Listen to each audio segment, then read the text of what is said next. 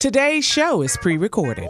Y'all know what time it is. Y'all don't know, y'all better ask somebody.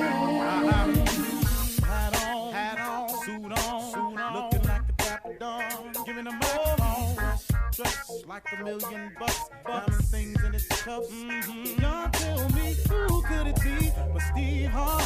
Everybody out there listening to me, put your hands together for Steve Harvey. Put your hands together.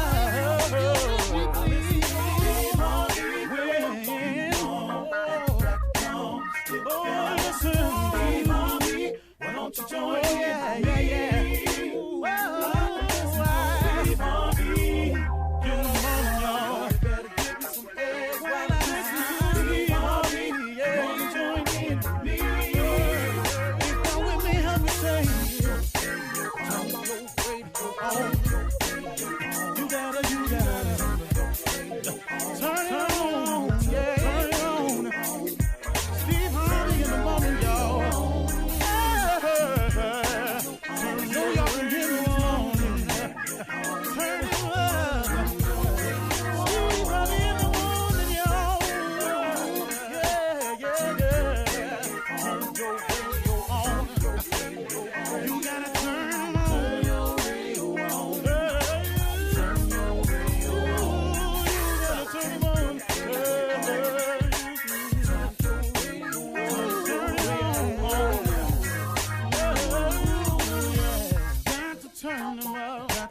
Steve Harvey got to turn them out. Got to turn them out. Harvey turn them on to the morning, y'all.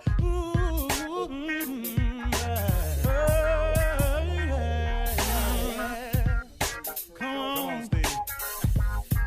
Come on. Do your thing, Big Daddy. I sure will. Good morning, everybody. Y'all listening to The Voice. Come on, dig me now. One and only Steve Harvey. Got a radio show. Yeah, man. Boy, God has been good to me. Man, I can't really count it all. You can't either. You know, it's all in perspective. You really can't count all that God has done for you. If you look at every little thing, it's unbelievable the things he's done for us. How many times, you know, we got through something without even talking to him about it. He just blessed us with it. How many? You know, it's just, it's so much. The fact that you wake up in the morning, the fact that you still have a place to stay, the fact that, you know, maybe struggling out here, but guess what? You still going to work. You know, you living check to check, but you're making it all. You got all the plates spinning, you know. It's hard. You got a lot of plates spinning, but you keep them up there somehow. Every now and then one break, but he put two more back up there that look a little bit better, and you got to get to spinning them. So it all works. And then you got a lot of people who just can't seem to mentally put it together as to, you know, why their life isn't in the position that they want it to be. We talk about this oftentimes, but I want to try another angle with you today. You know, maybe it's you. Have you ever thought about that? Maybe it's you. Maybe it's no external force that's at fault like you keep making the excuse to be. You know, so many people I hear, well, if this hadn't have done this, if he hadn't have done that, if she hadn't have done that, I would have been further along. I wasted all my time, my years with this man, and he did this, and I could have been here, and I could have been there. And this woman, she did this to me, and if she hadn't have done that, I could have been here, and I could have been there. Maybe it's you. Maybe it's not really that external force that you keep making it out to be. See, I've done this to myself before. Once again, I'm talking to you about something I know about. I've done this to myself before. I've had the reason I wasn't where I wanted to be. I had it figured out as some external force. I had worked it out in my mind. Clearly, it wasn't me. Because if so-and-so, or if this hadn't happened, and if they hadn't have done this, I would have been further along up the road. That's what I was saying. But hold on, man. Boy, I learned a valuable lesson, man. See, if you don't ever let it go, it's going to be hard for you to go. If you don't ever let it go, it's going to be hard for you to go. I was listening to Bishop T.D. Jakes one day, and I heard him say, you can't drive your car if you going to keep looking in the rearview mirror. You go outside and try that. Try to drive your car, but keep your eye in the rearview mirror. All you looking at is where you been. All you looking at in that rearview mirror is where you passed or should have passed, something you should have moved on from. All you doing is looking in that rearview mirror at what happened back there. If you don't stop looking in the rearview mirror, you're going to crash your car over and over and over again. Or you got to slow it down so bad in order for you to keep looking in that rearview mirror. If you don't learn to let it go, it's going to be hard for you to go forward because you keep reviewing the past. The past is the past. And I know it's hard. Man, I watched a show and this lady said, well, I just can't ever forgive them for that. Well, guess what? Guess what? God may have already forgiven that person. That person may be extremely remorseful, could have gone to God and gotten forgiveness for it years ago. But you sit here and you keep hanging on to the past. I can't ever forgive that. Then I heard Bishop Jakes come on the show one time and say something that really, really struck home. You keep drinking the poison, waiting on your enemy to die. He said that, I just shook my head and went, wow. You drinking the poison, waiting on your enemy to die. Revenge is poison to you. You know, if hatred is poison to you, unforgivingness, when you won't forgive a person, that person could be going on with their life, made to right with God, don't know how you feeling, they skipping through life. Now, you make adjustments every time you see them, and it takes energy, man. It takes so much energy to hate. It takes so much energy not to forgive. Now they come in the room, you got to avoid them, stay over here. Here they come now. You got to make a situation over here. They come into the house, it's family reunion. Here they come. Where they going to be, in the basement? I'm going up here on the third floor. I want to go out here and get some barbecue. She out there at the barbecue stand. Oh, Lord, I don't want no barbecue. I just eat this potato salad. People, man, take themselves all out of position trying to make adjustments when it would simplify your life if you would just let it go. Maybe you ain't where you need to be because of them external forces altogether. Maybe you're not where you need to be because of you. Because you won't let it go. You won't move forward. Look at this, ladies. Let's say you've been in a situation with a man for years. It didn't work out for whatever the reason. It just didn't work out. I got what you say he did. I got what he did. All of that, yada, yada, yada. When you get through, did not God get you through it? Did not he allow you to survive it? I got you got some cuts on you. I got you been a little bit bruised, but did he not get you through it? So now that he's freed you from it, now he done went on, he got a whole nother family over there somewhere. Now he trying to make it right because maybe he learned the mistake he made and now he trying to be a better man. He just trying to get it right now. But you sitting there holding on to it. You drinking the poison, waiting on your enemy to die. So now instead of you enjoying the blessing of finally being free from a situation that was not healthy for you, you create an even more unhealthy situation in your mind by hating, by having revengeful thoughts, by hoping he fall on his face. Maybe you even doing something to the other situation to make sure they struggle. Oh, man, you drinking the poison, waiting on your enemy to die. Maybe you ain't where you ought to be in life, not because of your external forces, but maybe it's you. If you don't let it go, it's going to be hard for you to go. You can't keep driving your car looking in the rearview mirror. Come on, man. Forgiveness is not for the other person. Forgiveness is for you. You're listening to the Steve Harvey Morning Show. Ladies and gentlemen, it is here. The Steve Harvey Morning Show is upon us. It's all the way live in living and vivid color. All of the performers on this show possess skin pigment of color. Different levels to it. It is all beautiful. Black is beautiful. That's a fact. That's not a question. It is what it is. It has been one of the great accomplishments and joys of my life to be who I am. I thank God for it. With all its oppressive moments, heartbreaks, and disappointments, I have survived them all. It's made me stronger. And Lord have mercy, I would have never made it without soul.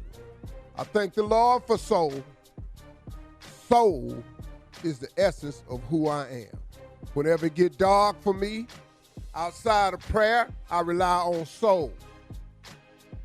Soul cooking, soul food, soul sayings, soul acting, soul handling. Those of you who have it know exactly what I'm talking about. Yeah, we do. Shirley Strawberry, Carla for real, Mouth of the South, Junior, legend, nephew Tommy. Junior, what's on your mind this morning, man? Hey, let me ask you something, huh? 65 years, man. Would have did it any different to be where you at today? Do you ever feel like you had to do it different? Do I wish I could have done it different? Yeah. Yeah, oh yeah. Sooner. Boy, I can tell you the stuff I wish I could have skipped. Yeah. Some of those valuable lessons were just a little bit too damn valuable. Some of them lessons was a little too well learned. Some of them things I went through I thought were stretched out a bit. Yeah. I was looking at God going, hey. I know you tested me, but what is this about? I said I got it. Yeah. Clearly, he felt differently. Mm-hmm. So do I wish some things were happened differently? Yes, but then when I look at the totality of what I am and who I am, I wouldn't be this without all those moments. So I needed those moments. And that's why when you ask God for something, he never tells you what it's going to cost to attain it. He never shows you the whole path of what it requires. Because if he did, we would all say, that's okay, I want something else. Exactly. Yeah, Because if you knew to get to where you are today that you was going to have to take the route you took, Yes, sir. boy, if he'd have told you you was going to meet her or him, if he'd have told you that decision you made was going to cause this ripple effect, that's why he never shows you the path. He just allows you to dream and have the vision and let that spur you on to greatness. That's the answer to your question today. Y'all have a great day. The Steve Harvey Morning Show is on and cracking. Yes, it is. All right. All right, coming up at 32 minutes after the hour, we'll run that prank back with the nephew right after this. You're listening to the Steve Harvey Morning Show. All right, guys, it is time to start your morning off with the nephew and run that prank back. What you got for us, Nev? Sure, I got them bed bugs. You know what I'm saying? I got them bed bugs, yeah. Let's go, Cat. Hello, I'm trying to speak to Shanice. She's not here right now. Can I take a message? Do you know when she's coming back? Nah, is this a business call or something? No, this personal. I need to talk to her immediately. Nah, you need to talk to me. This a man. Who is this? This is Brandon. Who are you? I'm Ernest, man, but how do you know Shanice? I got a bit of a situation here, man, and it's basically a financial situation that I'm owed some money from her. So I kind of need to talk to her about getting this money. It's totally disrupted my whole apartment, and I need to actually see about talking to her about getting this whole problem taken care of. What's the situation? What's going on? I mean, I'm basically right now I'm $2,500 in the rears due to Shanice, and I need to see if she's gonna be able to pay me for the situation or what, you know. Do my girl owe you money? She owes me $2,500. $2,500 for what? I don't even know who you are, first of all. So what's up with the $2,500? Man, first of all, my name is Brandon. Okay, and I've been knowing Shanice probably for the last 3 or 4 months now. Okay, so here you want to know it all in a nutshell is like this. Shanice been coming through. Okay, for the last 3 or 4 months, been coming over here to my spot, to my apartment, hanging out. I'm just now finding out within the last 2 weeks, I had to get rid of my couch. I had to get rid of my mattresses because your mattress, because it's bed mattress. Wait a minute, dude. Wait a minute. So you trying to tell me she was in your bed? Yeah, she been in my bed, dude. She been in your bed. Are you crazy? Hey man, come on now, dude. Listen, You know, the problem is not right now. where she's $2,500. The problem is you talking about $2,500. You talking about my girl was in your bed. Now we're not even gonna get into that. You understand what I'm saying? But that $2,500, you can forget about it. No. Hold up. First of all, you calling here. Here a dude answer the phone, and you still got the ask for her, and then go tell me about some $2,500 about some mattress? Dude, I'm out. My mattresses, man, are $1,000. They full of bed bugs. I had to throw that away. Man, nobody worried about no damn mattress, dude. You talking about my girl? We've been together for 4 years. I'm about to pop the question on her, and you want to sit there talking about she been hanging with you or kicking with you for the last 4 months. It's about to be over in a minute. Dude, if you want to marry Shanice, cool. I don't care nothing about that. Hey, don't even worry about that now. But you over my phone talking about some damn mattress, man. That's a problem, dude. I ain't worried about no damn mattress. I'm worried about. I ain't got no mattress right now. My house? You calling mine? Dude, I do not have a mattress right now, nor do I have a couch. Do you understand the problem that brings to me? I don't care nothing about your mattress or couch, dude. I don't care nothing about that. Your name? You say your name Brandon? I'm Brandon, yes. Yeah, Brandon, okay, don't worry about it, Brandon, because you're going to find me real soon. Don't let me find you before you find me, though. You understand what I'm saying, don't you? Dude. No, because you can have them bed bugs and that mattress or whatever. Answer these for all I care. But what I'm saying is, you talking about some bed bugs, ain't no bed bugs over here. Okay, so what she getting the bed bugs from? She done brought them over here to my place. I don't care nothing about it. She ain't bring nothing over there, first of all. But that ain't even a problem right now. Dude, you calling me over here, man. I ain't had nobody else over here. Don't worry about who you had over there, but you don't call here talking about no money. You ain't getting nothing from here. Okay, first of all, dude, check this out. I don't have a problem with you, okay? Me and you cool. No, we got a problem. We already got a problem. You calling me talking about you been sleeping with my girl. Hey, dog, once I'm going to say it again. Me and you cool, dog. We cool. We not cool. First of all, I'm going to find out who you are. I'm going to handle Shanice myself. I'm going to handle you later. What you talking about? You gonna handle me? I'm gonna handle you later. You want a mattress, right? Hey, dude. You want a mattress, go ahead and marry Shanice. I ain't got nothing to do with that. My problem is getting my money back, man, for the property of mine that she has ruined, man. Don't worry about that. I'm gonna get you a mattress. Don't worry about that. It's gonna be a casket wrapped around that. No. Hey, dude. Why you sitting here creating the drama with me when me and you, we ain't even the problem. The problem is Shanice. The problem is you picked up your phone and you called here. That's the problem. Now you got two problems. You ain't got no couch. You ain't got no mattress. Now you got a dude after you. You understand what I'm saying? You know what? I see I can't talk to you. When do Shanice get home, man? Don't worry about when Shanice get home. Okay. What you need to worry about is when I find you. Okay, so when you going to have my money then when you find me? Because I need my money. Yeah, I'm going to have your money. I'm going to have your mattress too. Please understand. You're going to be resting real well. Okay. So let me ask you this here, man. Shanice bring bed bugs over to my house. Leave them all in my mattress. Leave them all on my couch where I got to throw my stuff away. Where I'm wrong at, man? Where I'm wrong? I'm going to ask you straight up. Did you know she had a man? Say what? Did you know she had a man? I mean, kind of, sort of, but not really, though. Ain't no kind of, sort of, man. Either you know she got a man or she don't got a man. You knew she had a man, right? And you still went and did it, right? I ain't got nothing to do with y'all, man. I'm dealing with these bed bugs. You understand what I'm saying? Dude, do you understand you messing up a 4-year relationship? You know how much time I put in with this woman? 4 years. 4 years. We about to get married. And you calling here with this.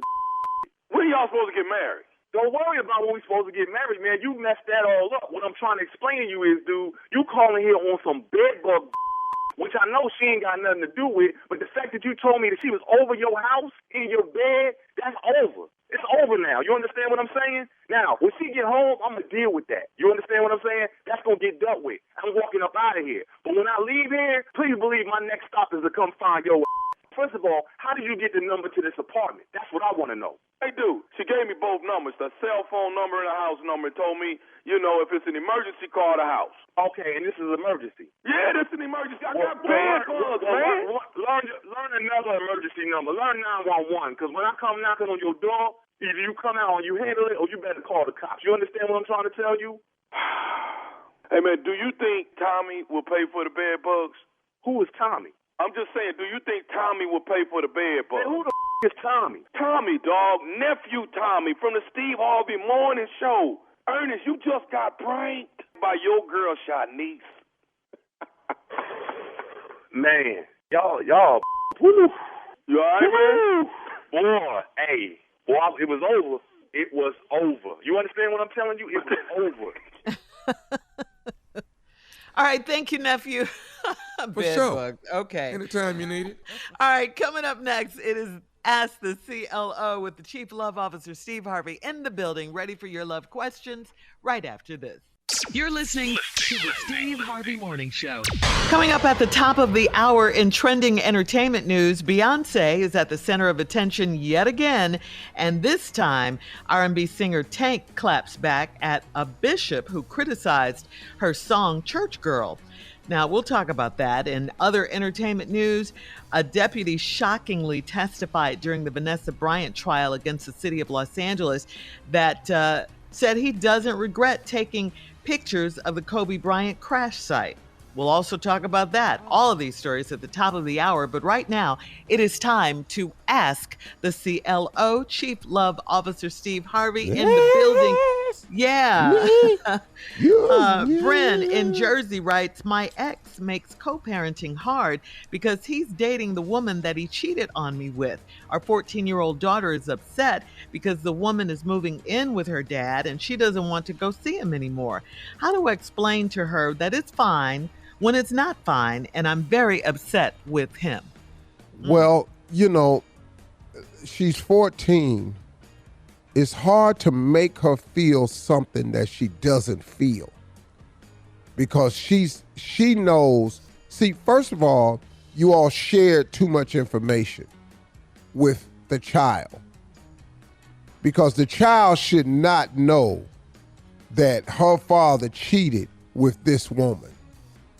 But this is what happens when you allow your kids to overhear and participate in conversations about grown folk business. So now the young girl, she got some information that she don't really have the bandwidth to handle. So now you really want to help her, but then you support her feelings too. You see what I'm saying? Because you allied your children against the father. You do understand that, right? So now I can't help you. He cheated.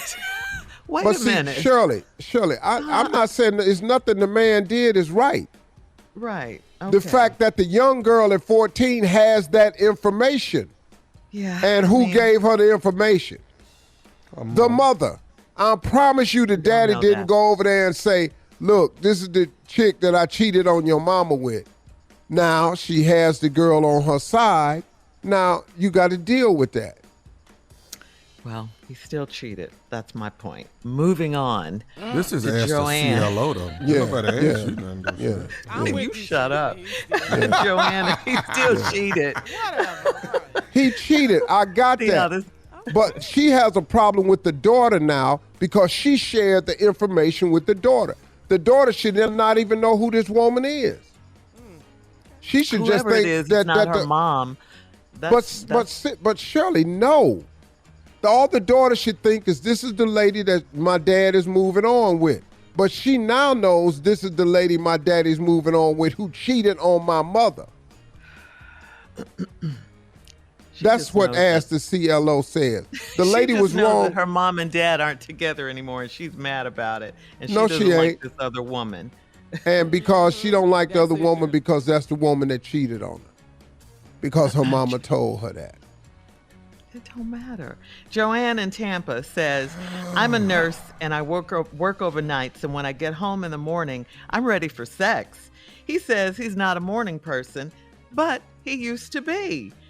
I don't like that he switched up, and I need to know what's up with him. We haven't had sex in close to a month. Is it common for men to not want morning sex?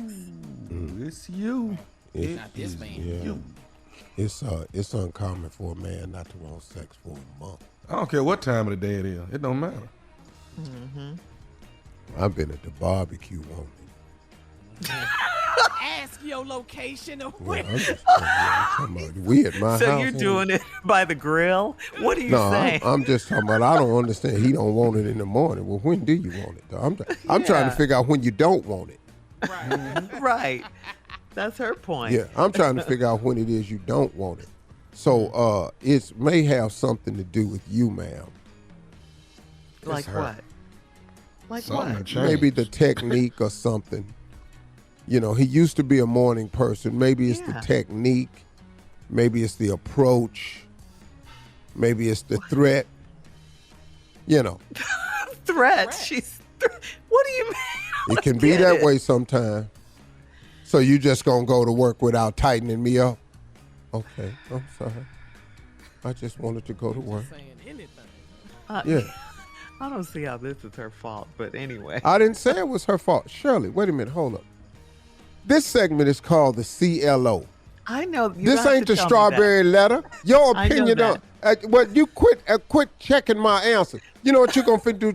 I'm not checking you. You know what you finna do is you finna participate in the show as a Christian. And you're gonna be a better Christian on this show. I'm just saying, how is this her fault? you just That's sit all. I didn't say it was her fault. I'm trying to get in the Could be camera. her approach. It could be her approach. It could be her approach. It's just something to think about. I can't fix him because, hell, he ain't listening. But she wrote the letter. I'm trying to help her. You know, sure, I'm not going to keep doing this with you. Moving on to Tanya and Charlotte. You go ahead and move on to Tanya. Okay, Tanya says, I went to brunch this weekend with my crew and I slipped and fell, spraining my ankle. My husband picked me up and was irritated because I didn't have on any panties. I didn't want panty lines in my dress, so I didn't wear any. How can he be more concerned about my panties instead of my sprained ankle? Because your ass is out. Yeah, there ain't never been a problem of mine. I don't really care if you have on drawers or not. I'll clap for you. Oh. Give my baby a standing ovation. She walked out of here Where was they at? without any panties on. They were at brunch. She went to brunch. Give my baby Wasn't it? standing ovation. Uh-huh. She walked out of here without any panties on. We're moving on. I'm glad they wasn't at church. Ooh, that'll turn that out. Missy in Michigan says, I'm dating a 45-year-old man that uses a lot of body sprays and colognes. I don't like hugging on him because I smell like him all day. Where are men supposed to wear cologne? On their body? Where are men supposed to wear cologne on their body? How do I convince him to apply just a little bit of it? Well, he needs coaching at this Just point. a little bit, leave some in the He bottle. needs coaching. You know, he watches the Axe commercials, and he's spraying it on him like a teenager, thinking it's going to have women more attracted to him. He's basing it on his smelling ain't as acute as a woman, so he putting it on till he can smell it. And he got too much on. You can sit him down and say, hey, baby, you need to pull back on the cologne. Let me show you how to put it on. Now, he said, I can't smell this. Well, it's for other people to smell, stupid. Coming and up then at the you top spray of a the little hour. bit on him where it's supposed to be. Entertainment news. Thank you, CLO. You're listening to the Steve Harvey Morning Show. We have a special guest coming up at about 20 minutes after the hour. It's comedian and actress Miss Pat from the Miss Pat Show. That streams on BET+. This is her first time visiting us. Can't wait to talk to her. And see She's what funny. she has to say. Funny She's show. funny. Funny show. And she's really, really funny. Yeah, so can't wait for that. Also in entertainment news, Beyonce is at the center of attention again. What's wrong now? We all know. I don't know. Have you seen Pastor, his name is Bishop Patrick Wooten. He's condemning her song, Church Girl. Take a listen. Beyonce just released Sacrilege. The only thing I can account for some of this stuff is somebody done sold their soul to the devil. Now, all I can say to you is this. When you sell your soul to the devil, you get the short end of the stick. Because you're not going to live but so long. And when you leave here where you're going to be there forever. So it's not a good deal. I don't care what he gives you. But this piece of trash that's released, and she named it Church Girl. Wow, a little judgy. Oh my God! I didn't hear one judgy right there. I ain't hear Well, I nothing. do like his voice though. Can I say something? Yes, go ahead. I've seen him as a pastor before. Really, really good guy. Really, really great pastor. I've noticed a trend coming from the pulpit a lot lately where there are pastors who are using celebrities as examples now. And it's a growing trend. And it's disturbing to me because what is your messaging? And I've listened to the lyrics to the song. I pulled them all up and read them.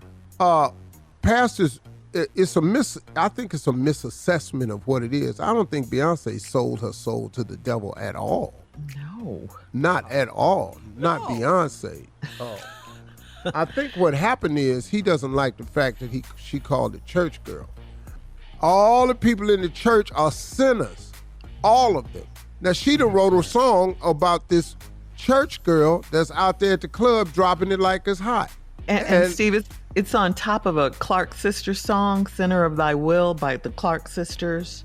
And Twinkie Clark thanked Beyonce for listening to her music. And she said it hoped that it blesses her soul. There you go. It will. It will. And then Tank, who also grew up in church, R&B singer Tank, clapped back at the bishop saying, "Who are you, pastor, to question the salvation of Beyonce?" He said, "Who gives you the authority and that right to question what she believes in her heart because of a song on top of a Clark Sisters record?" So see, and that's another thing too that's disturbing when pastors use these examples. Geno Jennings, Pastor Geno Jennings is like the top of the list guy. I don't know him personally, don't know anything about him. It's just every time I catch a clip of him, he's dogging some celebrity, some famous person. I don't know if it's for eyeballs or anything. But to this pastor that jumped on Beyonce, if these lyrics have you upset and you're calling this sacrilege, you must have missed the other lyrics and other artists out there. Partner. Okay, say that. I don't know if you ain't been listening over the past 20 years, but they got some stuff out here, boy. Church Girl ain't nothing. I'm gonna tell you right now, Church Girl ain't nothing. Wow. And let's be clear about this though. Just so we set the record straight. That deacon in the background ain't got nothing on your deacon, okay? I'm just letting you know he ain't got nothing on Def Jam Motown. I heard that deacon in the background, his amens and all that. He ain't got nothing on your deacon. We devil. That's where you going with this? To talk about Beyonce's Come on here now. new record, That's right. Church Girl. I want to say I am in total support of Sister Beyonce. Yeah. I know her mama and her daddy personally. Fine folks. Bring the beat in. And won't you agree with me, Deacon? I agree wholeheartedly, Pastor. Church Girl is just lyrics. Let me see here. I had it a moment ago. I lost it. That's all right. Take your text. I lost it. What can you find it, Pastor? I'm trying now. Running out of time now. I'm warning everybody. As soon as I get in this party, I'm gonna let go of this body. I'm gonna love on me. Nobody can judge me but me. I was born free. Finally, the chorus comes in and says, drop it like a thotty. Drop it like a thotty. I saw now pop in like thotty. Pop it like a thotty, you bad. We said now drop it like a thotty. Drop it like a thotty, you bad. Church girl acting loose, bad girls acting snotty. I said snotty, drop it like a thotty. Cause I'm a hottie. I wanna say, if you a church girl, Coming up and in you 20 got it minutes like that, keep it like that. All right, amen. Coming up at 20 minutes after the hour, comedian and actress Miss Pat will be our special guest. We'll talk about her show, Miss Pat, on BET Plus right after this. You're listening to the Steve Harvey Morning Show. Hey everybody, as promised, we got a special guest this morning. This is the first time, but she about to be family because of her style. We like people like this here. Because I like them when they as ignorant as I am. Our special guest is comedian, star of the Emmy-nominated The Miss Pat Show, and it streams on BET Plus. The Miss Pat Show, y'all, is back with season 2, pure grown folk comedy. That, of course, involves a lot of laughter, cussing, and relatable topics. Let's find out more about the new show. Please welcome to the show, comedian Miss Pat. Yes, Miss sir. Good morning. Miss Pat, good morning. Good morning. Thank you for calling me ignorant. That made my GED go up a notch. You know what? You are ignorant, and I'm able to call you that, Miss Pat, because I'm ignorant myself, and game recognize game. Lord, hey, Well, I let me ask you appreciate that. first, how did the show come about? Whose idea was it? Well, it took 5 years, Steve, and we went through several writers. I could have been on TV a little early, and I was like, nah, that ain't funny. So after 2 writers, Lee Daniel, because it's Lee Daniel, Ron Harper show, imagine, Lee Daniel was like, I think I found you somebody. He got a 26-year-old kid, was 22 at the time, straight out of college. And we got together, and he was just as ignorant as I was. And he was like, they need to let you cuss. I was like, these white people ain't gonna never let a big black woman like me cuss. And he was like, well, you need to leave Fox. And we went over to Hulu, and they dropped it. And BET Plus and say, BET Plus say, oh, this some black stuff. We'll take it. And we done rock and roll with BET Plus ever since. Right. Let's talk about this for a minute, because you done been nominated for an Emmy for Best Directing in a Comedy Series. And the show been making history as the first BET show that has ever received an Emmy nomination for a special series. Now, how does that make you feel? Yeah. Oh, you know that make me ask for a raise? Love her. Love her. You know, when black folks get something, they were like, I'm gonna need a little bit more money right there. Now, BET, y'all ain't never been on this market. I made people notice y'all. But overall, it made me feel great because of what this show went through and how people tried to change me in the beginning. And I told them, I said, I'm no Claire Huxtable. Why don't y'all put a real mom on TV, a convicted felon? I used to forge checks. It's real mothers out there. That don't make me bad because I used to write white people checks, Steve. That mean I needed money at the time. Yeah. And so people just want to see real stuff, real topics about the black community, not watered down. You know, all fat girls don't get love. That big old black man on that TV show loved me because my real husband in life loved me. And they never show that. They always show a small mama who look like she jog and eat healthy. Child, I like Chick-fil-A.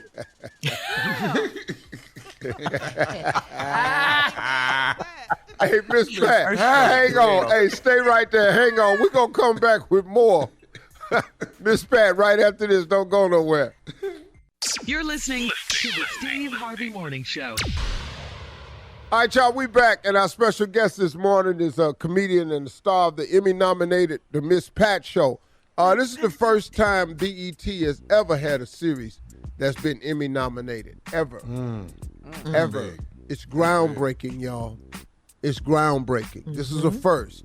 I'm telling you. And she's a bad girl. I've been looking at these clips, man. This woman right here, flat out ass funny. And I love the fact that you told me, Miss Pat, last break that you wrote forged checks. And I just wanted to say congratulations because we have that in common. I can't tell you how many of them I done wrote. Steve. No. You don't have to tell everything. No, you know, I passed the statute of limitations. I know when I can talk. Neither one of them running for president, Shirley. It's okay. Yeah. We can do it. Yeah. But congratulations, you know. Hey, Miss Pat, now you got an interesting cast here because I don't know. How did you pick Tammy Roman? Was that a decision of the network? Did you come up with it? Because it seems like such a perfect fit for the show.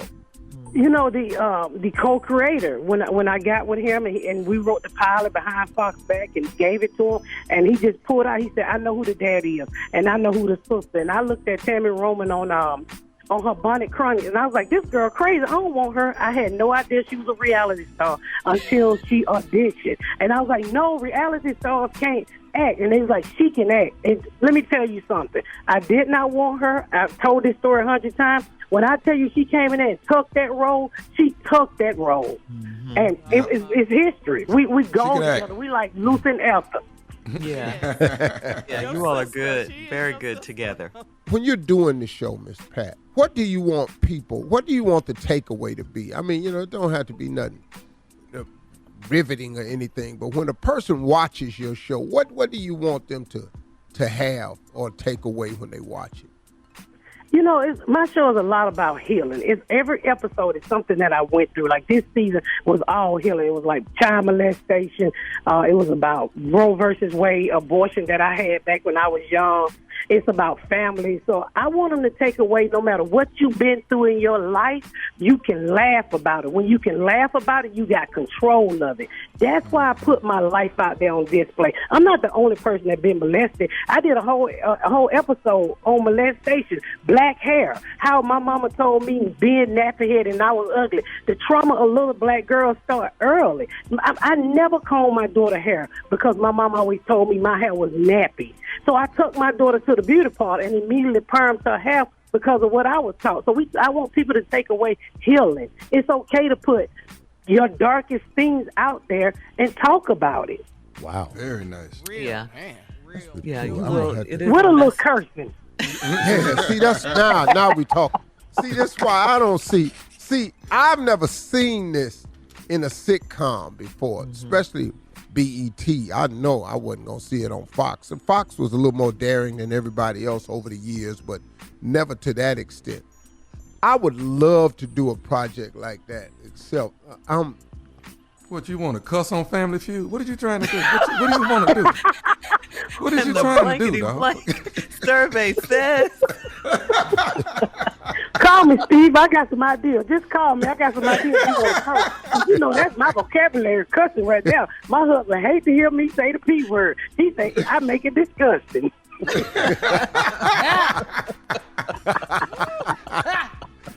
Hey, we got season 2 coming up, Miss Pat. What can we expect on season 2? Oh, like I said, black hair from molestation to my family getting robbed. Everything that was true to me, that by me living in this all-white neighborhood, and all the trauma that I went through. It's a heavy season, but it's a funny season. I guarantee you that. And if you don't believe me, just look at Twitter. They ain't stopped talking yet. They're up here threatening me for season 3. Everybody go to BET Plus today and make it a habit and start streaming the Miss Pat Show. I guarantee you won't be disappointed. This girl is funny, and above all else, her ass is ignorant. And that I appreciate more than anything. Thank you, babe. I appreciate that. Y'all give it up for the Miss Pat. Miss Pat Show. Miss Pat, baby. Pat. You're listening to the Steve Harvey Morning Show. Coming up at the top of the hour, right about 4 minutes after, it's my strawberry letter for today. And the subject is, get this, guys, he's never, ever pleased. Ever? Never? No. We'll find out what that's all about Get in just a out. minute. But right now, the nephew is here with today's prank phone call. What you got for us, Nev?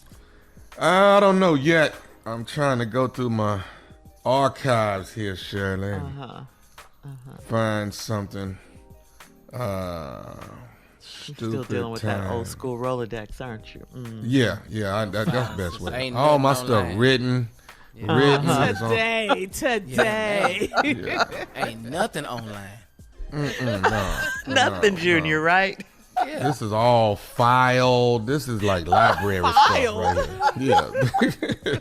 These pranks are filed. You know what I'm saying? This is when you go to the what's that thing you used to go to in the library and they, oh my God, what is that called? Card catalog. Oh, yeah. With a Card catalog. Yeah. Yeah. Pull it up and it's a screen. That's the first time we was really looking at a screen right there. That's that right there. Microfiche. What was it called? Something. But anyway, It's so old, we can't even it's those remember. kind of archives, okay? Yes. Okay, it's those kind of archives. But anyway, this right here is church parking lot. Church parking lot. I'm looking at it right here in the files. Church parking lot. Okay, it's written in pencil with a number 2 pencil. Same Church. boxes they were repossessed from Trump. Then the same title. Mar-a-Lago is same box. Top classified. Under C. He got a prank in here. What is he doing with a prank in there? Church parking lot. Let's go, cat dog. Hello, this is Brendan. Brendan. Hey, I'm trying to reach How you doing? How you doing? Brendan, I want to make sure I got the right person. You the person that you work at the first of all, I go to See, what's your name again? my name Calvin, brother Calvin. Brother, I go to St. Missionary Baptist Church where you. Okay. Yeah. So Yeah. So everything all right? You need. everything's fine. Well, I got a little issue, and I'm trying to get to the bottom of it. Now, you work in the before service start. You work in the parking lot on and showing, I do the attendant. Yeah. Yeah, and you tell people where to park and stuff, right? Right. Would you looking for some employment? You wanna join us? Nah. See, the issue I got, man, I've been dealing with this probably about the last 2 months now. What's wrong, brother? Okay, hold on. I'm trying to tell you. So the problem is when I come to the church, last couple of months, man, I've been come like my regular car done broke down on me, so I got an old van that I've been. Sorry to hear about that. Yeah. I got an old van that I've been using to get around in. So now for the last 2 months I've been riding in it. When I come into the church, you and I find out who you were, but you keep sending me to the back of the parking lot, and then I noticed. Nah, bro, not on the real. So you sending me to the back, and I'm noticing when I see cars that's like 2010, 2015 cars. Well, brother. Well, listen. We don't have no set place where we put model car. I just direct the traffic, brother. Okay, so you trying to tell me for the last 2 months you just direct traffic, but you directed me to the back every time. But a car behind me or a car in front of me, it'll be going to the front. Nah, where are you getting this information from? I didn't seen you, man, send people to the front to park. I didn't seen you do it. No, I just put the bigger vehicles in the back, and certain it's really no schedule. If you come in, I just direct you to the right or the left. It's really nothing to it, really. So you're not trying to say so my van being raggedy ain't the reason why I'm being. No. That's not what we're about. Nah. Okay. I'm sorry you feel that way. So I guess this Sunday. Let me. I'm gonna tell you about this Sunday. I can make sure. No. Let me tell you right now. When my van pull up there Sunday, I'm gonna tell you right now. If I get sent to the back, I'm gonna tell you right now. It's gonna be a problem if I get sent to the back. Whoa. Now you don't have to cuss, brother. Just calm down. It's not that serious. No, it is that serious. Cause I already know. I know I got a ragged ass van. I know that. But see, that's the reason why I'm getting sent to the back, and I know it because the car I had before, y'all was sending me up front. So I already know. I'm just saying. I'm telling you right now, Brendan. I'm telling you right now. It's gonna be a problem if I get sent to the back. Brother, you just singled me out. No, I didn't single you out. You are the person that has been sending me to the back, dude. No, I haven't. Hey man, why are you sitting here saying why are you accusing me of something? I ain't got, because I didn't seen it. No, you are. You're calling me out of the blue, and you're accusing me of something I'm not doing. No, you done sent my ragged ass van to the back. You done done it. You done done it 2 months straight, Brendan. You have done it. No, I haven't. Yes, no, I have not. Yes, you have. You sent all the pretty cars up front. That's what you're doing. But I tell you what, come Sunday, gonna be a problem. So now you're threatening me? I mean, now listen. We can meet up at it. We can meet up there before any cars get there. How about that? I don't care how you want to do it, Brendan. No, you actually do know how you want to do it, so bring it then. Okay, I'm letting you know. My car, 5 a.m. my van gonna be up front. Comes your van. Your van. It's me and you. How about that? You want to talk tough Tony stuff? Okay. So you sweating all up now? You all right? So cool. It sound like you already did. So I guess I'm matching you. Okay, well, no problem. I'm not gonna call. Listen, brother. Listen. You're not gonna call my phone and threaten me and tell me what you think I did when I didn't do it. I done told you, man. You've been sending me to the damn back, man. We passed what you thought. Okay. That's what it is. No, it's what I know. It's what I know, Brendan. It's what I know. Okay. Well, listen, you didn't send me. Where you at right now? Okay. You know, we ain't got work. You know what? I tell you what. Come Sunday, that's your ass then, Brendan. No. How about what you doing right now? What you mean? What I'm doing right now? I'm at work right now. Oh. So you at work calling me about some bull parking spot? Oh, okay. Oh, look at the cussing Christian now. Look at you. No. Look at the cussing. No. Matter of fact, you. Okay. If you want to do something, let's do it now. Parking lot, I don't care where we at. Okay. That's one thing you're not gonna do is disrespect me. I'm telling you that right now, brother Calvin. You bring your ass down here, I'm gonna fold you like a wet piece of paper. You don't know who you f***ing with, okay? I done been locked up 6-7 years. I'm just in the church trying to get my life together. And you think you're just gonna talk to me? You got another thing coming, brother. I'm gonna tell you that right now. So if you want to get it on, meet me in the parking lot right now. I give you an hour to get there, you piece of See, now you're trying to scare me with your background. I'm trying to tell you what it is. Oh, no, you're trying to scare me with your background or something. Like, evidently, I didn't know you had been in jail. With the wrong one. I'm just going to say this. Do you know Lester that also worked? Yeah, I know Lester. He also had the cars parking? Would you try to buy yourself out of this? This what I'm about to lay on you? No. Because now you're talking about, I know Lester. Okay. Lester is the person to tell me to call you. This is Nephew Tommy from the Steve Harvey Morning Show. Brendan, your boy Lester in the parking lot got me to prank phone call you. I brought the lockdown out of you, man. Did I bring the lockdown out of you? Strangle Lester. Y'all got me out here talking reckless. I should hope Pastor don't hear this one. Well, hang in there, brother, and do this for me, man. Tell me this. What is the baddest, and I mean the baddest radio show in the land? Man, the Steve Harvey radio show, man. Hey, man, if you see somebody Sunday pull up in a van, show them some love, baby. Show them some love. I might have to call out this week, man. My heart can't take it. I think I did that thing right there. You know what I'm saying? You know, our preachers say they preached that thing this morning. I pranked that thing this morning. You hear me? Yes. Praise and worship time, guys. Come on here, Shirley. Yeah. Prank and worship. Woo! Boy. Prank and worship. Boy, I might have something. If pastors around the globe let me come and do prank and worship. That right there.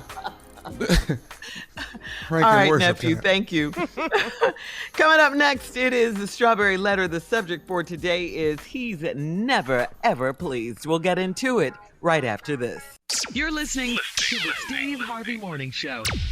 We've teamed up with Seagram's Escapes to give away $1,500 cash to create your own summer escape, okay? To enter and get rules, please visit steveharveyfm.com. $1,500, people, in cash could be yours. Get all the info at steveharveyfm.com. Sip happiness with Seagram's Escapes, your new summer favorite. All right? We all love it. We all love it.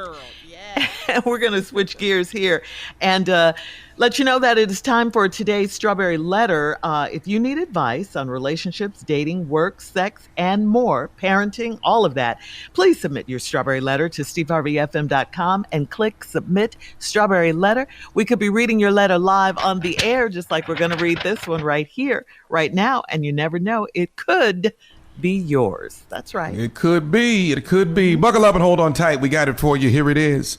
Strawberry Letter. Thank you, nephew. Subject, he's never, ever pleased.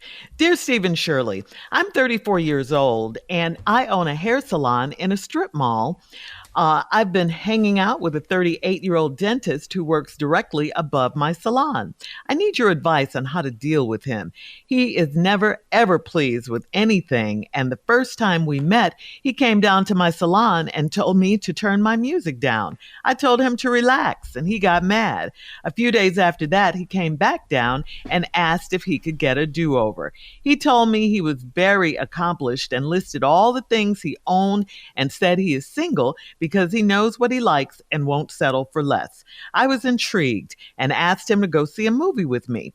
He was displeased with the theater and he said the popcorn was burnt. I wore a sundress and sneakers, and he said he prefers that women wear their toes out.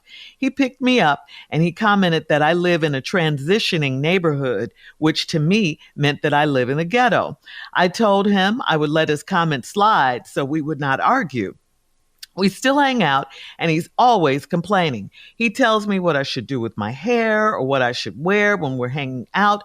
But the most irritating thing about him is the sex. Don't get me wrong. He's really good in bed. But he told me that I fall short of pleasing him the way he is used to getting pleased. I do my best, but he critiques every sexual encounter we have and tells me what I need to work on. I have never been told that I can't please a man. I love a challenge, but I feel like this is his way of controlling me. Will I ever be able to please him? Probably not, but who cares? Are you kidding me right now? This guy... It only matters what you think of you, okay? And most importantly, you still have to be yourself. You still have to love yourself. I do agree with you. I think he is controlling. His words are just full of put downs. You don't need to be controlled. You need to be appreciated and respected. And according to you, he only criticizes and complains to you and about you. I don't like this guy. I don't like him for you. And I hate the fact that you think you need to please him. You don't. You obviously have things going on for yourself. You must be attractive or he wouldn't have gone out of his way to go out with you in the first place. Remember, he came back down there and asked you for a do-over. I think you're smart. You have to be smart. You're a business owner.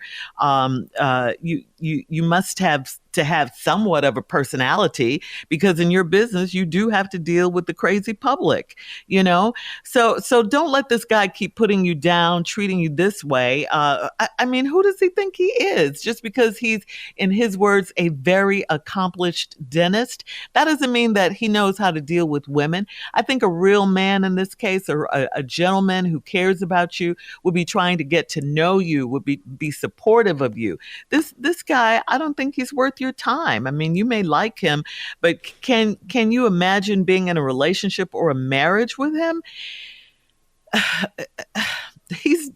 He's not going to change, okay? He is who he is because he doesn't think anything is wrong with how he is. And so that's where you, I think, should tell him what you're telling us in this letter, about how he criticizes you and all that. He's not going to like it. He's not going to expect this from you because you haven't been letting him know how you feel and you've been letting him get away with this.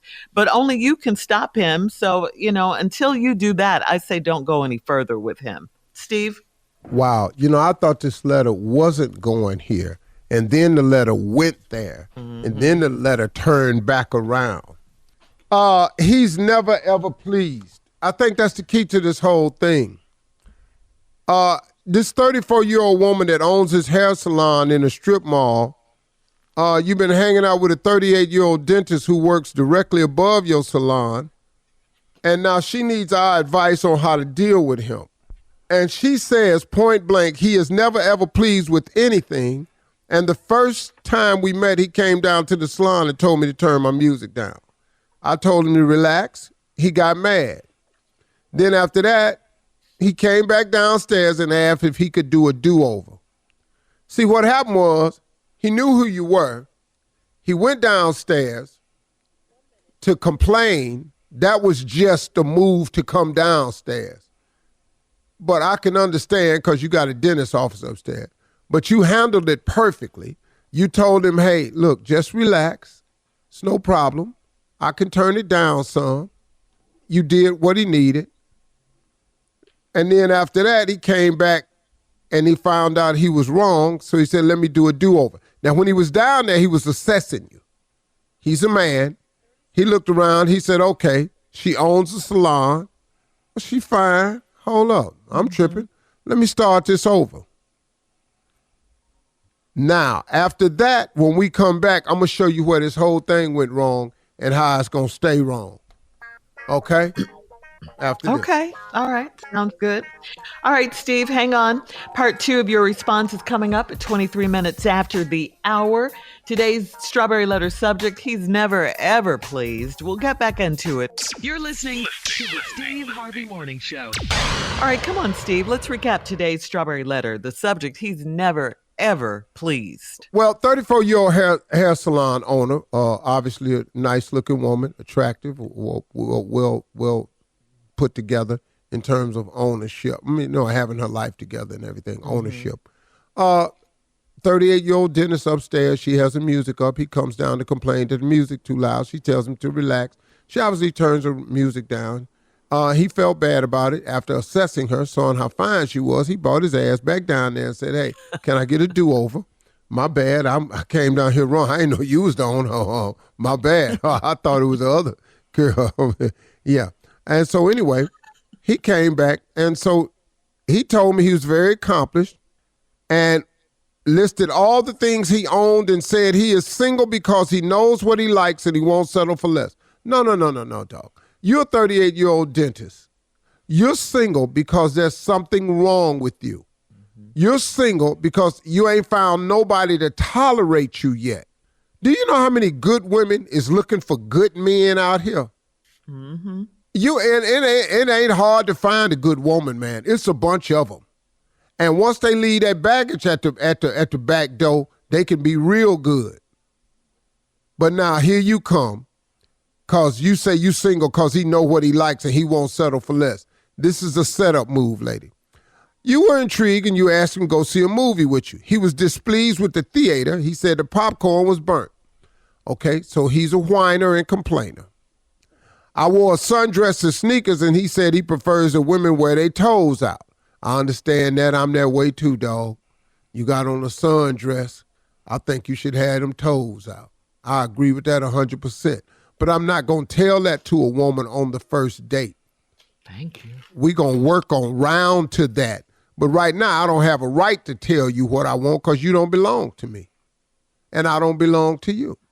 So I can't tell this woman nothing. I got to just deal with it.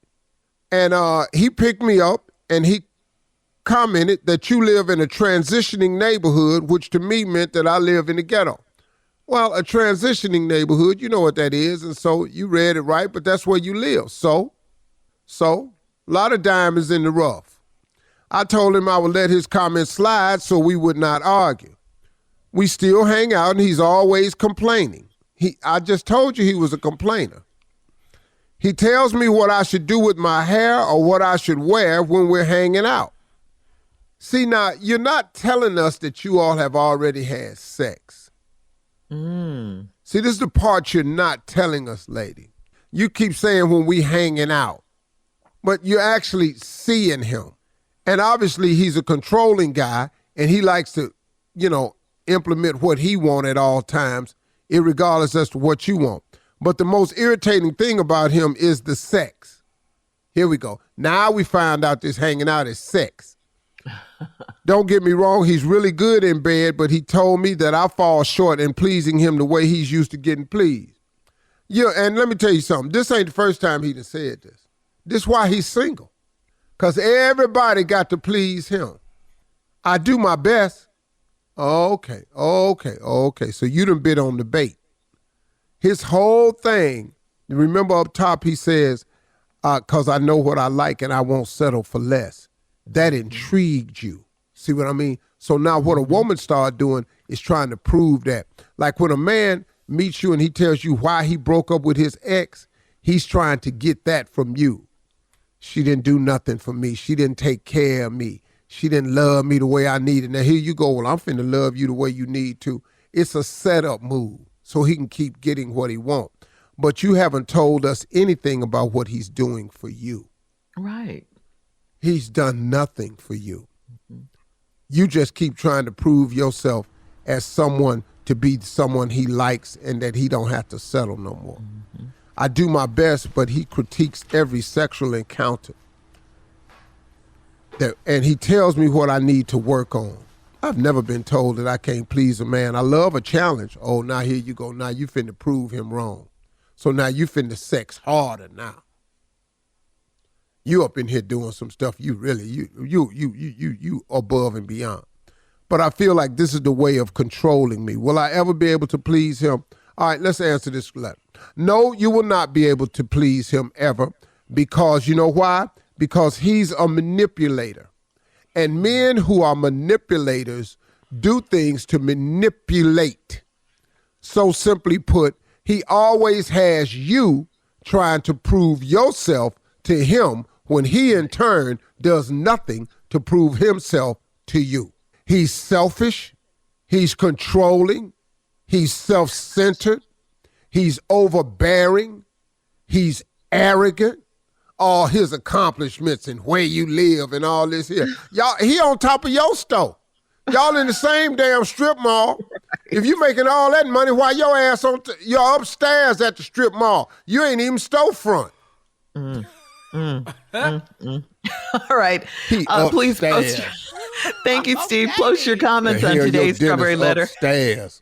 at Steve Harvey FM on Instagram and Facebook. Check out the Strawberry Letter podcast on demand. Why you at a strip mall? Why your ass ain't in a medical building? Coming up at 46 minutes after the hour, Sports Talk with Junior right after this.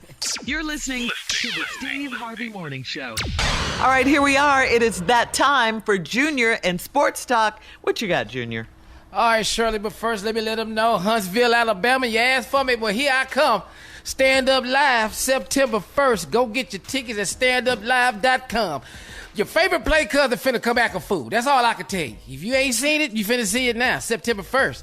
Huntsville Live, Stand Up Live. Huntsville, Alabama. There it is. All right, here we go. The NBA is set to retire the number 6 to honor Bill Russell. That means no team will have the number 6 in honor of Bill Russell. That's a very huge accomplishment for a brother who meant a lot to the NBA. So congratulations to the Russell family. Also, your boy Antonio Brown is back in the news. God, dog, this boy Antonio Brown said he is interested in playing for the Cowboys. Tell Jerry Jones to call me. Not the way you left Tampa, he not. he done forgot this on video. Yeah, he didn't forgot all of this happened. Not the way you left there. Not the party you threw in the end zone. Not the running around the stadium in New York. Did a whole flip in the end zone. I thought he was the president of Donda Sports. Don't bring up his job. Sports company. Yeah. He said, hey, tell Jerry Jones to call me. I promise tell Jerry Jones to call you. Jerry finna call you, though. You finna be playing for $112,000 a year. Ain't no way, man. I just thought it. How much, dog?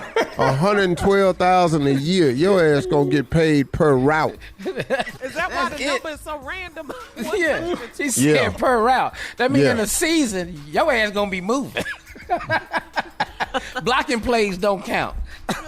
Also, man, my boy Prime Time, man. Boy Prime is funny to me, man. Deion Sanders say the Hall of Fame is enshrining now good players. I saw it. Man, you saw that, man? Deion said he want his bust of himself to be put on a high plane. He don't want to be on the same level as everybody because they only enshrine good players now. I don't know How they gonna do that? But Prime want his to be elevated because he's a Hall of Famer. He's not a good player. Don't put me on the same level as the people coming in now. That's what you're trying to say. That's my boy. I know, man. And last, man, Brittany Griner's defense team files an appeal of conviction for 9 years yesterday in court in Russia. Now, here's the interesting thing about that. They're appealing it because we knew they would. But normal time given for the crime that she committed for other people is 5 years, with a third of them getting parole. And she may be used as a political pawn right now. She is. She is. Ain't no maybe to that. 9 years, everybody else getting 5. So we'll see what else happens. All right, Junior. Thank you. Coming up next, we'll talk about Steve's recent golf trip right after this. You're listening to the Steve Harvey Morning Show. All right, Steve, you know how much we love to hear about your trips. And you recently had a golf trip to Florida. But you know, for the first time, I went somewhere by myself. What? Uh-huh. Okay. No security. What? I ain't go with no friends. I went by myself. And I'm going to do it more often because, you man. like yourself. You like hanging out with Steve. Yeah, I like me. Uh-huh. You know, I'm really a cool person, man. Yeah. Mm-hmm. You know, me and me, we like the same thing. Right. You know. Me and me. You know. You don't argue with me? Yeah. You know, me and myself, we don't ever fall out. Myself usually like to do the same thing that I like to do. Yeah. You know, I was telling myself the other every morning where I wanted to eat, and myself wanted to go to the same place. What? You know, then me, I told myself, I said, myself, he said, yeah, me. I said, I'm going to have the guy bring me up just a bowl, and I'm going to eat cereal this morning. Myself said, cereal? Man, me too. I ain't had cereal in a long time. So on the way back from Florida, you know, I drove, and I said, you know what I want, myself? And myself said, what, me? And I said, I want to stop at Firehouse Sub. And I stopped, and I bought the meatball, and I bought the fire engine. Both of them. That sounds hot. Yeah, I bought both of them so I could make sure they taste right. One for yourself and one for your meat.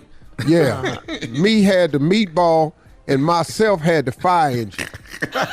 And it was just an incredible moment, man. I said, man. And then, so I'm going to invite next time we go, because I didn't take The three amigos. Yeah. I just took me and myself, but I'm going to take me, myself, and I next time. And because I was pissed off, I said, damn, y'all ain't asked me to go? And I said, no. And me and myself was just sitting over there having a good-ass time. Because sometimes I think he the boss, you know. And so we didn't want to take our ass with us this time because I be out the pocket. And I had a third. Yeah. What did you guys talk about in the car, in the drive? Man, you know, we was watching Netflix. You drove? Yeah, he drove. Wait a minute, Yeah, you he drove? said he drove. No, I didn't drive. I was riding. You said drove. Okay. Now I got a Sprinter, so I was watching Netflix. But it was a grueling ass drive back because my air wasn't working right in the back. That ain't normal for you. I was back there wrestling, tossing and turning like I was in a bad dream. Yes, that still ain't there no more. Guess you got rid of that one. So then I had, it's made this last trip. It don't have to worry about carrying my ass no more. I don't care if the damn compressor come on or not. But I enjoyed myself, man. I was alone. I was a golfer. Yeah, man. I didn't play one round of golf. No? No, man. I just took lessons. Oh, because it was a golf trip. Okay. Oh, you took lessons. Yeah, I gotta change some things, man. I don't play enough golf. He said, so what do you want to do? I said, I want to change my golf swing. He said, why? I said, well, hell, the one I got ain't worth a damn. Why would I keep it? Why we keep fixing that one? That one obviously is not working. So give me another one. Something I could do something with, and then, you know. So it's hard to change your golf swing. You've been golfing as long as me. And I've done so many wrong things. Man, when this guy showed me the way you really swing a golf club, I went, what? Really? Doc, I said, do this dude understand the sport I'm trying to play? Doc, I never knew.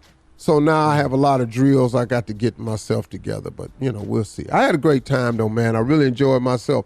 And I suggest to people, if you really want to have a good time, just take me and myself with you. Don't take I. Too much. I is trouble. No, me, myself, and I want this. I said that. Then you got trouble. Just take me and myself, and y'all will have a good time. All right, Steve. Thank you. We'll have more of the Steve Harvey Morning Show. Yeah. I'm going to try it. But don't take I, though. At 20 minutes after the hour, right after this. You're listening to the Steve Harvey Morning Show. All right, we don't hear these too often, but here we go. Here's a bad mom story. A worker inside an Ohio convenience store says she saw a 6-year-old boy walk into the store while drinking a bottle of a malt liquor drink. She was shocked and asked the little boy if he knew what he was drinking. He told her, "Yep, this is me and my mommy's favorite beer. We drink it all the time." What? Junior, I should have had you do that part. Man. It ain't too late. Yeah. Yep, this is me and my mommy's favorite beer. We drink it all the time. Say that, Junior. Yep, this is me and my mommy's favorite beer. We drink it all the time. The worker then called the police and told him to buy whatever he wants. He picked out some candy, the little boy did, a package of donuts, some toothpaste, and a bottle of mouthwash. Now, when the police arrived, the mom told them it was all an accident and she was allowed to go home with the boy. Later, the police went to the home to check on the boy and found him riding a scooter while drinking another malt liquor drink. This time, the cops arrested the mother and charged her with child endangering and contributing to the delinquency of a child. Wow. So good. They only sell malt liquor in 2 places, the hood and trailer parks. Okay, so give me your thoughts. What was this one at? This sound like some... Away. Yeah, the trailer park. This got trailer park wrote on it. All right, coming up in 33 minutes after, we'll play a round of Would You Rather right after this. You're listening to the Steve Harvey Morning Show. Guys, it is time now for a round of Would You Rather. Would you rather, if you were in this position, use a dating app or go on a blind date? Dating app or blind date? Let me do the dating app. I can at least see what I'm finna do. Do the dating app. Yeah. Yeah, I go on a blind date if Drake picking them. Hey, Unc, Steve, I got one for you. Okay, Drake. I tried. Okay. Gotcha. That boy don't miss. Yeah, only if it's Drake that's setting up the blind date. Okay, all right. Who I don't know. But just want to put that out You there. don't know Drake? What? No, I ain't never met him. Wow. Okay. I didn't know that. Next. I thought you knew everybody. Yeah, All right. I Would did you too. rather be happy, wealthy, or healthy? Would you rather? That's 3. What? So we just Healthy, it's wealthy, out of them or happy? 3. Got to pick one. Would you rather be one of these? If I'm wealthy, I'm healthy. I promise you I am. Oh, really? If you Give me that you wealth. all 3. If you wealthy. I'm gonna take that wealthy. Steve? No, I'm gonna take healthy because I could work from there. I could work it from there. Yep. You, hey man, let me tell you something. You wealthy and you ain't healthy. You give all your money up to be healthy. I'm gonna go with this healthy. I'm gonna give it a shot though. Yeah. Because wealthy is beyond rich. I'm gonna give that a shot, partner. Hell, I ain't wealthy and unhealthy now. The hell is you talking about? Switch it up a little bit, Junior. I got to go with this wealthy.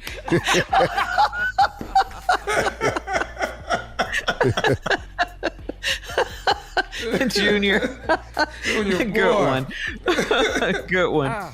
All right. Would you rather be on an airplane between 2 arguing passengers? You're in that middle seat between 2 arguing passengers, or would you rather sit next to a screaming baby? I'm gonna take that baby.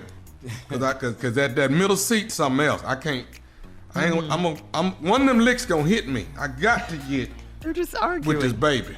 They're just arguing. No, see, but you're not gonna be arguing cross me though. Cause all this finna stop.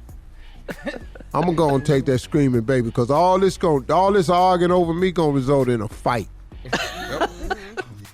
All right, last one. Would you rather have unlimited pizza for life or unlimited tacos for life? Oh, unlimited pizza. Pizza. All right, that's today's round of Would You It's Rather. all meat and cheese. Let's just be real. Let's just be real. Coming up next, it's our last break of the day, and at 49 minutes after, some closing remarks from the one and only Steve Harvey right after this. You're listening to the Steve Harvey Morning Show. Here we are, guys, our last break of the day. Before we get to your closing, Steve, we want to say thank you so much to Miss Pat from the Miss Pat Show. Yeah, on EP Plus, Miss Pat. streaming right now. What a great guest. And yeah. She cuss better than you, dog. She get paid for it too. No problem. Yeah. Congratulations. Hey, listen, I have some closing remarks. After spending some time last week with myself, I came away with some great takeaways. And it's really, really hard, I know, for the average person to take time to themselves. It's really, really hard for me because I have so many things attached to my life. I have such a huge life. And I realized it, and I do realize it when I try to set this life down sometimes and just give it a rest. Everybody needs a rest. Everybody needs a break. Everybody needs some time to themselves. But my team did the best they could without bothering me with stuff that was the day-to-day. They only text me if it was pressing, and they had to have a response, and I'm the only one that can give them the response. So they played it. So I wasn't bombarded with a lot of stuff last week.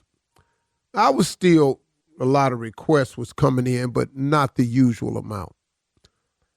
And even though what I'm telling you, I know it's difficult to do, it's difficult to just take some time for yourself. But it's imperative. And I discovered that I really have to do it more. And I really, really have to discover that I have to just do more things for me. I do so much, and a lot of women can relate to this, and a lot of men. You do so much for other people that you look up at the end of the day and you ain't done nothing for yourself.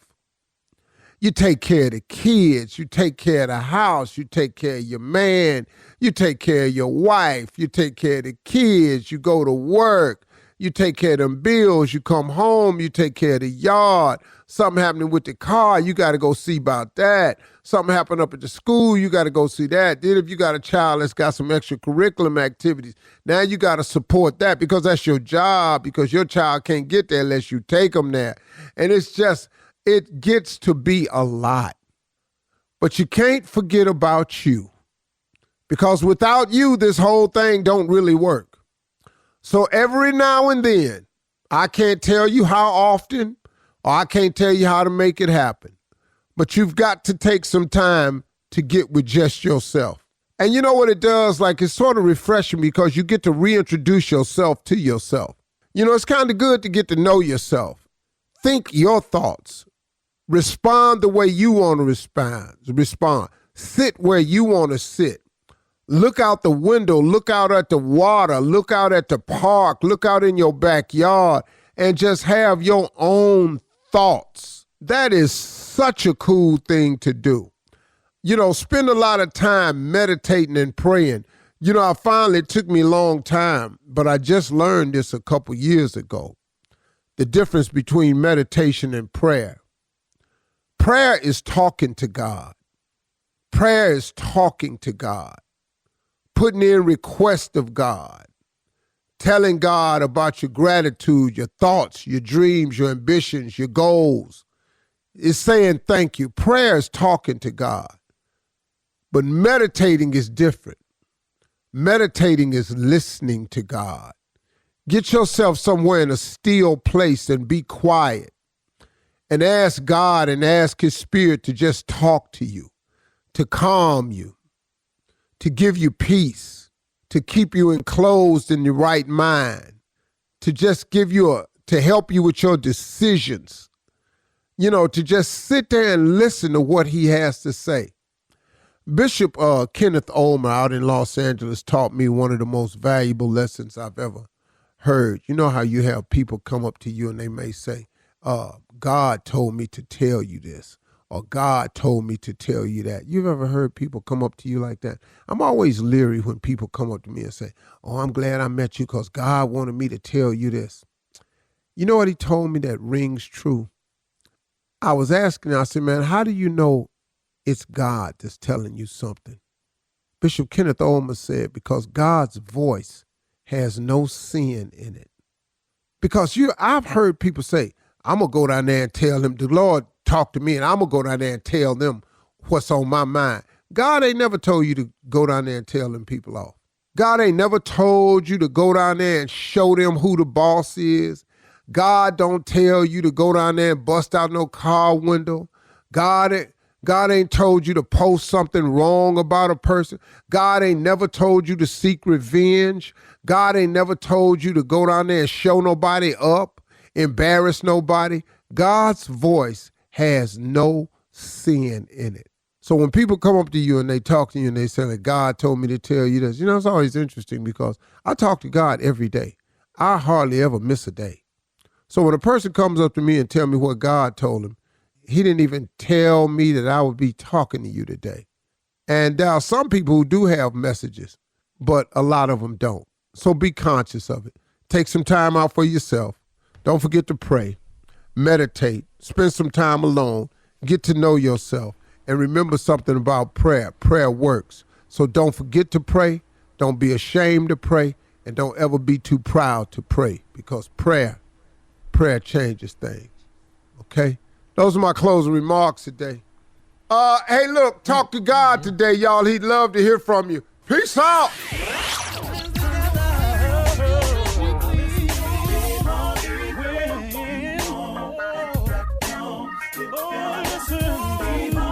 For all Steve Harvey contests, no purchase necessary, void where prohibited. Participants must be legal U.S. residents at least 18 years old unless otherwise stated. For complete contest rules, visit SteveHarveyFM.com. You're listening to the Steve Harvey Morning Show.